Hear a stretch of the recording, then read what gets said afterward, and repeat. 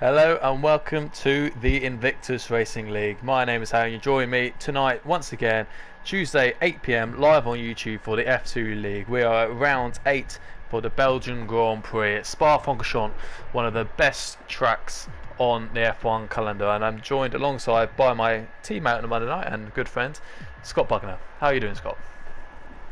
Hey, hi Harry, yeah, not too bad, thank you. As you said, it's definitely one of the best tracks on the calendar. I think there's some good opportunities to overtaking.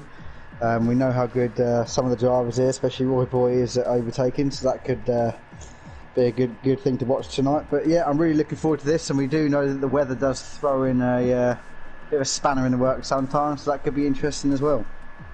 Absolutely, the weather is absolutely crucial around here. We know what this game could be like. It can throw up. It seems like it can. The algorithms really can throw rain at any single circuit on the calendar of it, so it feels like it. But at Spa, it's definitely one of those tracks where you feel like the percentage of rain is just that little bit higher.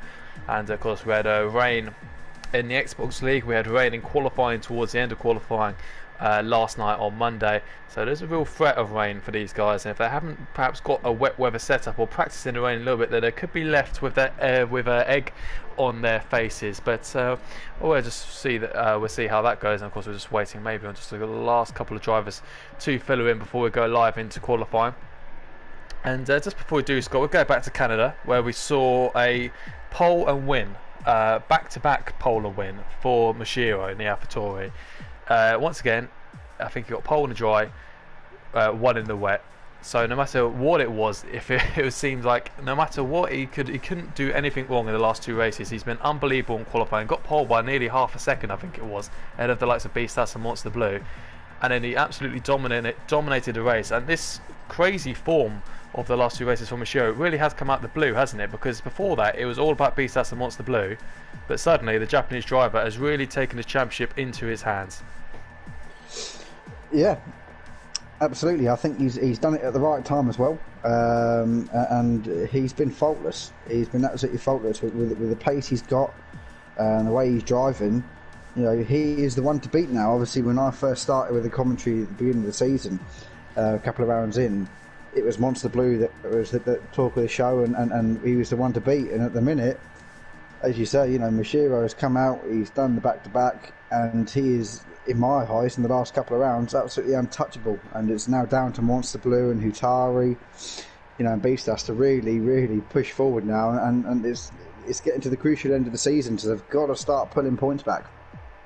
Yeah, and Beastas is still the championship leader, just about. He's 11 points clear of Machiro, who's now jumped up into second place. And Monster Blue still holding in there despite a couple of off races after DNF in Monaco and a fourth place in Canada. He's now 13 points adrift of the Ferrari driver, and Hutari also another further 2 points back. But Hutari had a good run. He didn't quite get the win that I'm sure he's been looking for since the end of round one. He won the opening round, but since then hasn't. But he's got his fifth podium of the season, so there's plenty of positives there. And of course Beastas as well, likewise getting his fifth podium of the season and his third fastest lap. But we think we're just about ready to go into this one, and all the drivers just readying up, and we'll have to see what the clouds above Spa-Francorchamps give these drivers for qualifying. And of course they'll also look on their weather forecast to see what they're expecting for the race. And of course with this track, Scott, you could find yourself in a bit of nightmare, because you say the algorithms is particularly a bit random when it comes to Spa. Rain could be sort of here nor there, could come in the middle of the race, could be raining all race, could just be for parts of it, like we've seen in other races around here. But if you want to go for a wet setup, that is all well and good, but you're going to be losing a lot of time down the straights if you perhaps overdo it, so you might have to take a bit of pain in the corners.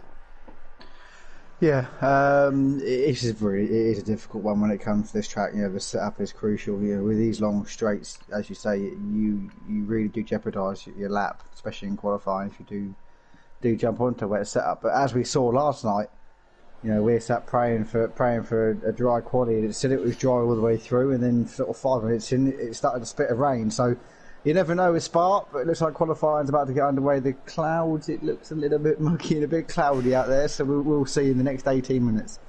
Yeah, I think I can already see Soy Samuel and Mercedes there getting lifted up and his tyres all prepared. He's perhaps expecting rain imminently, and he's got a long trip to go to the end of the pit lane. Of course, he will be the first garage, but he might well be the first car out yet, so he's clearly very, very eager.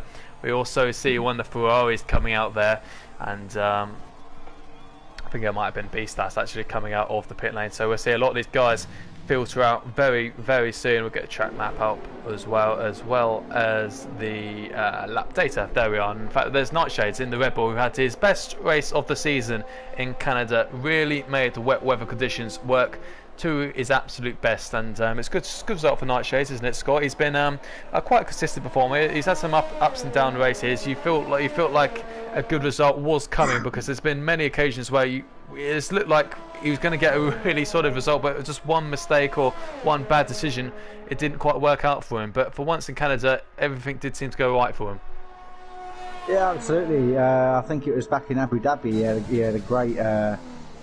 Great pace, and he forgot that he'd used the same set of tyres. He hadn't changed compound until the last lap. So again, like you said, just some bad decisions has cost him a few points. But I wouldn't say he's far off of the Monster Blue, sort of Machiro pace. So if he can qualify right, and he has the luck on his side, I do think he's probably got the pace and the driving skill to really sort of push them. Yeah. Absolutely, could well be, and we'll see how he gets on tonight, along with a whole host of others. As we'll see his teammate Mick Lugby, see how he gets on tonight. It's not been a great season, and he's of course finding it pretty hard to find motivation. Of course, when you're so deep into a season, it's been so draining already. Of course, it's the first season on this game on F1 2020 for these guys, and it's not been a kind season, should we say, in terms of tracks. These aren't easy or popular tracks that we've had so far. Starting off in France, not a particular fan favourite. Austria, I think a lot of people enjoy Austria. Zandvoort, a new track. China, we don't see too often. Abu Dhabi, we don't see too often. Monaco, you either love it or you absolutely dread it. Canada, we see quite often here in Invictus, but Spa is definitely one of the tracks that we see quite often in league racing, and one of the tracks that I think a lot of people really do love to see. But we'll go and ride on board with Sawyer Samuels. We see Nightshades just starting his lap, and Sawyer Samuel will be the first man to set a flying lap should he not invalidate it. But as you said earlier, Scott, those haven't got a weather forecast, but which would be pretty handy for the spectators to have. Maybe in future games, but those clouds do look very dark, and of course this is what we had exactly last night. Same sort of scenario where you've got to pit in a good banker, because you don't know if the rain when it's going to come, if it does. Absolutely, yeah. Like I said, we looked on the weather forecast, and it popped up and said dry, cloudy, all qualifying, and we went out and done one flying lap, a bit of a banker, and after that it was sort of a bit of a push to get out, really. So yeah, I don't know. It's a lot. These tracks are really difficult for me, because around certain corners, sort of the clouds break a little bit, and you've got a bit of daylight, and you think, here we go, the sun might be coming out. But then you go around to sort of the first corner up Eau Rouge, it's really dark and cloudy. So this track as well does get very slippery very quickly, as again we found last night. Once that rain starts coming down, it's really, really difficult, especially through sector 2, to really sort of maximise that, you keep the temperature in the tyres. Yeah, and Sawyer Samuel coming across the line now, coming through the bus stop chicane, 42.5, and I think that's a respectable banker for him. Says we'll see how the rest of the field does. I think Beastas is just about coming across the line, 41.7. So the championship leader marking down an early stab of dominance. We're going to have a look on board with his closest challenger of Machiro in the AlphaTauri. In terms of the constructors, AlphaTauri running away with it. That's very much the key for that. It's got a couple of cars ahead of him, but even so, there's a 42 flat, so it goes up into P2. Nightshades has had a good banker as well. Monster Blue, a 41.0. So in terms of bankers, that is an unbelievable time. In fact, that would be pole position last night in the F1 tier, so that shows how much pace the Mercedes driver has got back after a couple of shaky races, a DNF in Monaco and a 4th place off the podium, which has been quite rare to see from Monster Blue in Canada. So we'll see if he can change his fortunes. Roy Boy has also got a very decent banker, and Hulkenberg comes across the line with a 42.5. So a lot of these guys getting in early times. I think Speed Queen just coming through Blanchimont now as they'll go into the final couple of corners. This flat left of 17, and of course you've got the very tight right and left of 18 and 19 at the bus stop. We want to try and sort of clobber all over this curve as Speed Queen does, and then get on the power the best you can, try and straighten the car up, flick open DRS, and what does a 3-time champion do? A 42.3, so P7, and I'm sure Speed Queen will be relatively happy with that.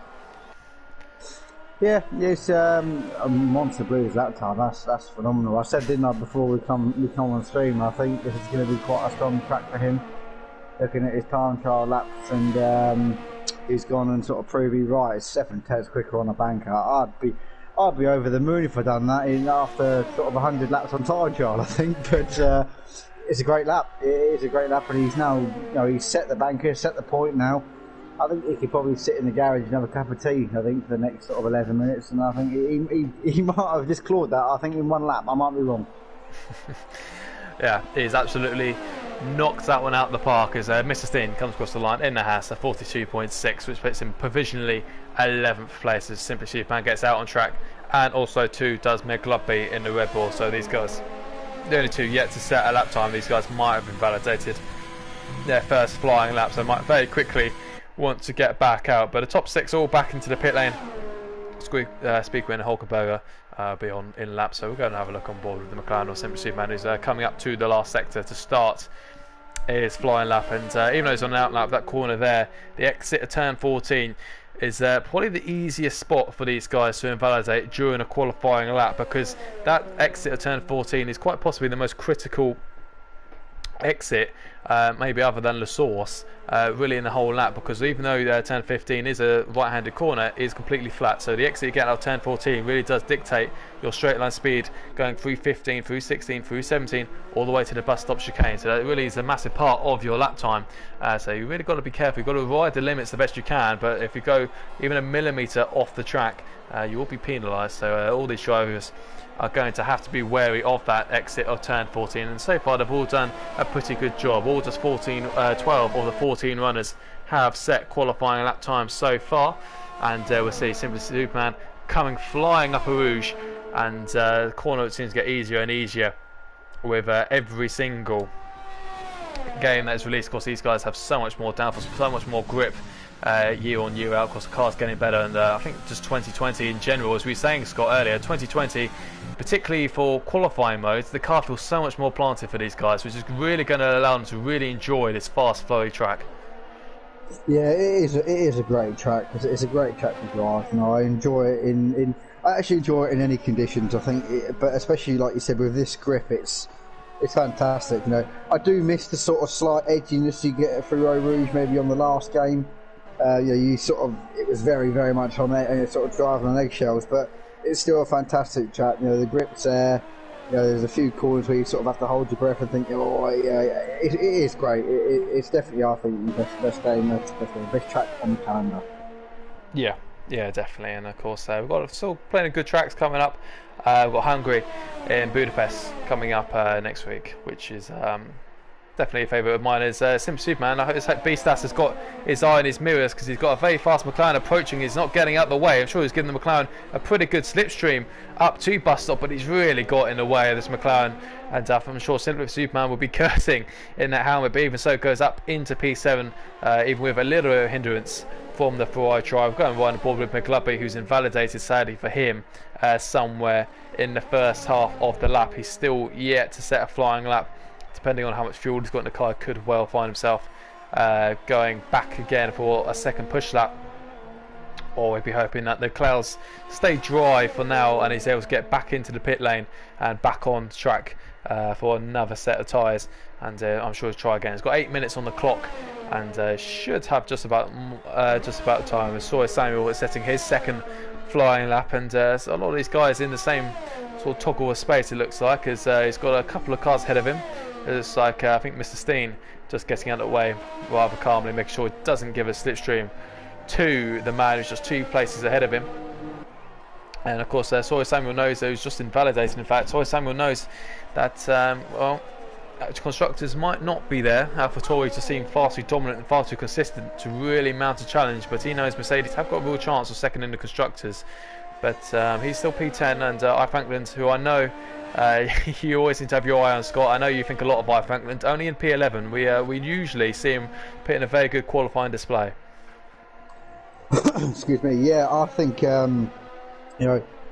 Yeah, I've only raced against him once, and that was in a practice race. But I said to you before the stream, I think he was a great driver. The battle we had, you know, it was a great race. I really enjoyed it. One of the most enjoyable races I've actually had for a long time with I Franklin. But yeah, we normally see him sort of around the sort of 6th or 7th mark in qualifying. So you know, maybe he just thought he'd just set a sort of a calm banker just to make sure he gets a feel of the track and the tyres and sets, you know, he'll go out and set a quicker lap this time round. But I've been riding on Bob and Meg. He actually invalidated it no name just a minute ago, but he's on another lap now.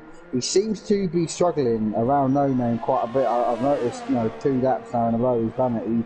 He takes a lot of curb going in, and he sort of has to back off because the car just sort of wants to understeer out wide, and that's where you can really invalidate it. But he's kept it on the black stuff this time. He hasn't invalidated it either. He's just coming up to the bus stop chicane as we speak right now. It's nice. He clobbers the curb on the right, just taps the curb on the left. It's a good run out of the last corner. Can he get a decent lap time in? P9 for Meg. I think he'll be quite happy with that. Well, it is a banker lap for him because it's the first lap he's set. So hopefully he's got enough time now just to pop round. And if it looks like Sawyer Samuels lost it, I think. Yeah, top of the hill. I think it looks like from the mini map, it's like possibly even out of Lecom. We're right on board with the Renault driver. If we can see the wreckage of the Mercedes, no, it looks like it's already cleared, which is thankful for some of these guys. And as you say, after Franklin, we usually see him run a 6th and 7th mark. He's now improved his time up into 6th, which has now very quickly become P7. And we also saw poor Mashiro getting absolutely impeded by Mr. Steen in the Haas. And Mashiro absolutely shaking the front axle left to right in fury at his rival for getting in the way of that qualifying lap and even slowing down. So he really was not pleased with the Haas driver there. But we'll see what he can do on his own qualifying lap. Is he getting a little bit of a slipstream of this from this AlphaTauri in front of him? The AlphaTauri gets out of the way. Might have got a little bit coming into bus stop, but what can he do? Is he up on his time? Can he improve? He is currently down in last position, the Haas driver. We'll see what he can do, and he needs to find a 10th or 2 to find quite a few positions, and there you are. There's 3.5 tenths, which puts him just about inside the top 10. Yeah, it's not a bad lap there for Mr. Steen. So as you say, he got a little bit of a tie, but I don't think it really would have done much for him, to be honest with you. But yeah, Mashiro didn't seem too pleased after the Mr. Steen incident just there. But I've noticed that Bsas has done a 41.2, so he's now within 2 tenths of Monster Blue. So looks like he's getting there, getting back into the field of things. Ward Boy's on a 41.4, so that's a good lap time from him. Again, another driver who's shown such good pace this season since I've been commentating, but just hasn't had the luck. It seems like this game, I can probably count on one hand how many people I've known who's actually had good luck through this game. One of them being you, Harry. But it's a savage game, to be honest with you. Not a lot of people have had luck. It's a difficult game to get used to. But Roy Boy looks like he's back on the pace again of a 41.4. I'd be happy with that. I've even got my eye here on the PlayStation charity of these guys, and Mashiro, Mr. Steen, what was that? The Japanese driver absolutely fuming with his rival, and I think a fair comment. I'm sure Mr. Steen probably hold his hands up about that one. There's not too much to defend the driver. He's not the only one we've already seen just from spectating a couple of drivers falling in the way, and it is difficult. You know, obviously, you want to get yourself the best run possible out of bus stop. The last thing you want to do with the slow part of the track is have to hop out the way and compromise the start of your own lap to allow someone through who's then going to have to immediately let you through. But obviously these guys know they've got to try and get out of the way best they can. The Super Superman just runs a little bit wide at Pouon, and that's another corner you've got to be so careful of. You've got to take so much speed. You've got to be so bold and brave into that corner, almost flat. We even heard Foxy Red say to us, Scott, they can take that corner flat. News to me, certainly I can't take that flat. But yeah, you've got to be so brave in that corner. You've got to ride it on the limit and just over the limit. You then qualifying, didn't you? Yeah, I might have had a bash. But that's still going to be no improvement then for Simply Superman in the McLaren. And got a lot of drivers into pit, 2 minutes 44 on the clock, so a lot of these guys probably just prepping, maybe even fine-tuning the front wing, or the very minimum they can do to their setup, putting in a little bit less fuel perhaps, as these guys just starting their outlaps. In fact, we're going wide on board with Beastas, who's going very slowly again. I noticed he had a very, very slow in-lap. I'm not sure if he's waiting for the absolute last minute or if he just particularly likes cold tyres. Not quite sure. We'll go and have a look at Hulkenberg, who could be on a lap. I think it's just starting. What will likely be his last lap, last qualifying lap of the session. Although it does say 2 minutes 24, so we'll see if that updates itself, or he's he's braking very early there.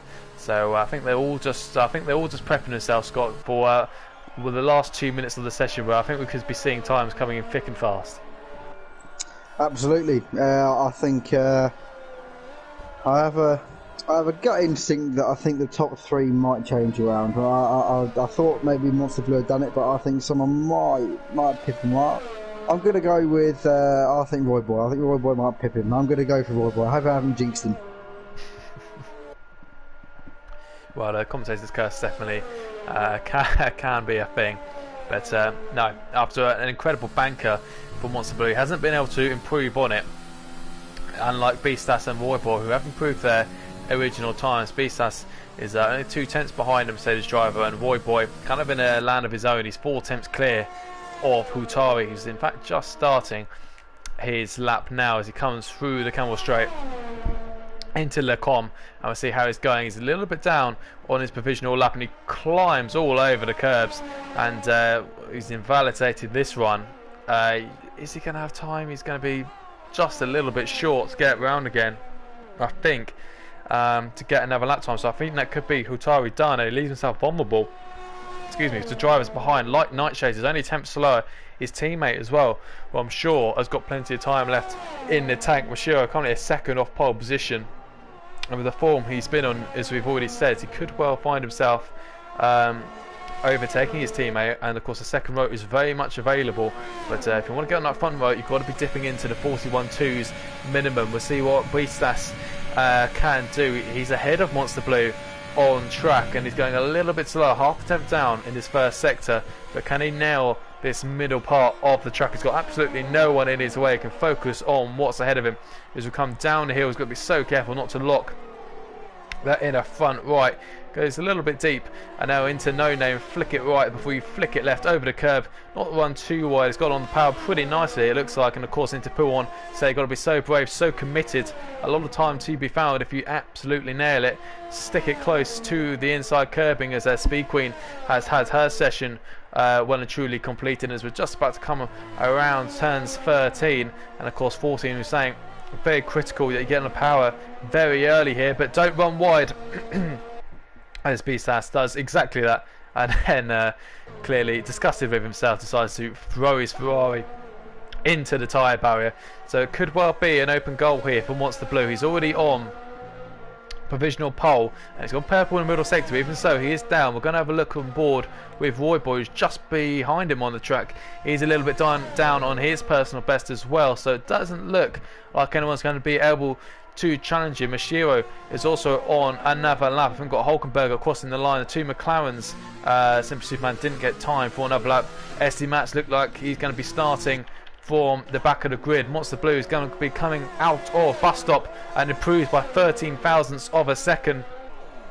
Roy Boy now coming out of the last corner, improves his time but can't quite pip into P2.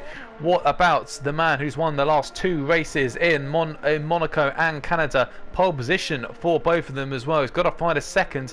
We don't know how much he's up by, if he is, but he comes across the line, goes up into P4, and a good effort there from the Japanese driver to find nearly 7 tenths of a second on his last lap, and gets himself up into the second row, and really bridges that gap between Hutari and Roy Boy. So the top 4 really were in a class of their own in terms of lap times, and in the end it looked like it was going to be Monster Blue or Roy Boy who could challenge Monster Blue, Scott, but they couldn't quite get it together. No, they couldn't, but I'd probably say a track like this,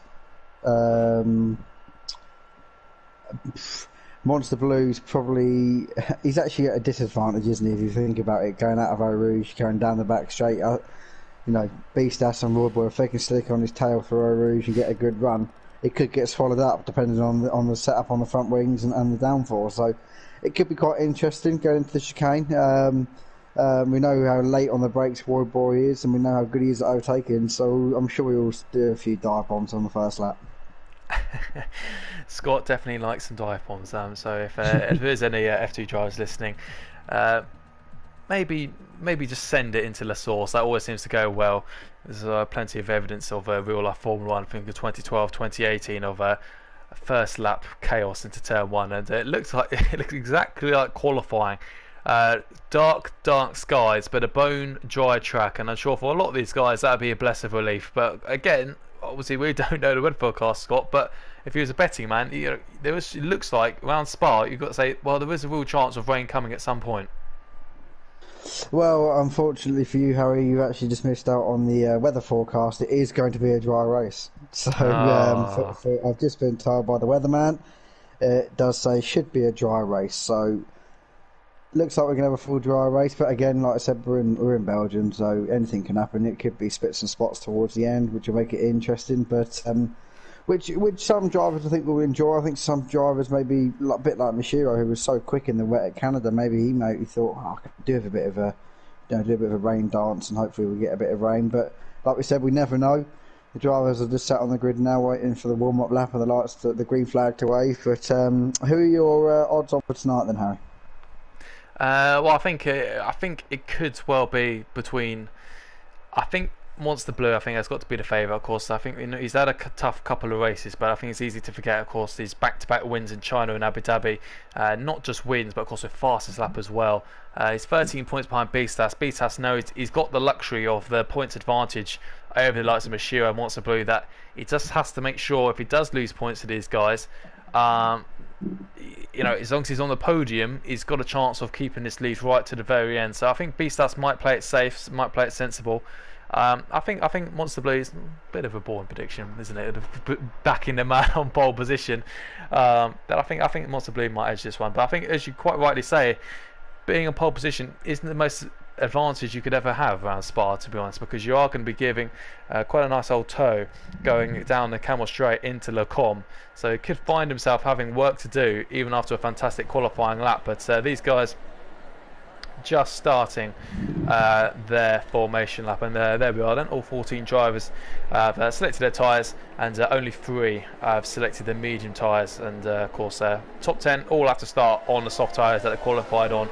Everyone qualifying on the soft tyres, and Hulkenberg, despite starting last, having the choice, he'd rather a set of soft tyres. So an aggressive strategy from the man who lines up on last, but we'll see how he can do. I think on the qualifying times, I think he was 10th. I think he's just actually put in the chat, why am I last? I was going to say, because I think SD Mats, wasn't he? SD Mats is 13th. Yeah. I mean that is. I mean, unless he's picked up a 5-second 5-place grid penalty, which didn't flag up at any point in the qualification results. I'm not too sure what's happened to poor Hulkenberg there, because he's on the soft tyres as well. I'm not sure if he's had the chance to change them. We had this on Thursday last night. I think Schofield had qualified 2nd or 3rd, and then when we got on the grid he was 12th. I didn't say anything because it gave me a position, but but no, it has happened. It happened last week as well, so I'm not too sure what's going on there. Well, just another bug in a long list, I'm sure, for Cody's to try and work on. Not that they usually do. Of course, the game's been up quite a while, but well, more work to do for Hulkenberger, and he's currently sat in P16 in the championship after back-to-back DNFs, and he's had quite a few DNFs. That was his 4th of the season, was Canada, but he's had some pretty good results when he has finished. He had a point scoring in Zandvoort and Abu Dhabi. In fact, he came home I think it's P6, sorry, in Abu Dhabi. So we'll see if they can retrieve another miracle drive tonight to reclaim some good points from 14th on the grid. But Monster Blue will lead them round, and of course if you can't wait for this racing, can't wait for more action, we've got plenty more coming up. Wednesday night is F3 and F4 and PC. Thursday night is the Realistic Performance League, brought to you by Malc and Tim on the PS4, live on YouTube 8 PM. Sunday Xbox F1 live on Twitch 9:30, and you can find that at twitch.tv/Invictus Racing League. Socials, you can find us at Invictus Racing League for Instagram, at Invictus RL for Twitter. You can find us on Facebook for photographs, interviews, news of drivers, and all that good stuff. And of course, if you haven't already, click that subscribe button and gives it a thumbs up. It really helps the whole Invictus community really get out there to more F1 2020 fans. And of course, as you can see, we have got spaces on the grid, so of course always get it up there. We've got a brand new website for you to send your applications on and have a little play about as well. It's a fantastic, really is a real improvement, and it's taken a lot of work from these guys, a lot of hours being put in behind the scenes. And I can see a green flag waving. I think we're just waiting on somebody or someone. This is quite, I think we've had this before, of the lights just not coming on, is it? Yeah, once Scope was in the wrong position. I think that's what happened on Thursday. Well, we'll see how it goes, but I think it might be on for a grid freeze bug again, which I think we had back. I might have even been back in France. Monaco. I think. Oh, was it Monaco? Yeah, as long as that, then I think it will be a restart. I'm just watching the chat now. I think it's going to be a restart for our league admin. So these guys get the new lobby booted back up, and of course the grid order. Well, they say it's a little bit of a little bit better for Paul Hulkenberg then, because he might at least get his position back, Scott. But for the rest of us, it looks like once again we're going to have to be delayed by another technical fault sadly out of our hands. That's even later for me to have my bedtime, isn't it now? Yeah, no,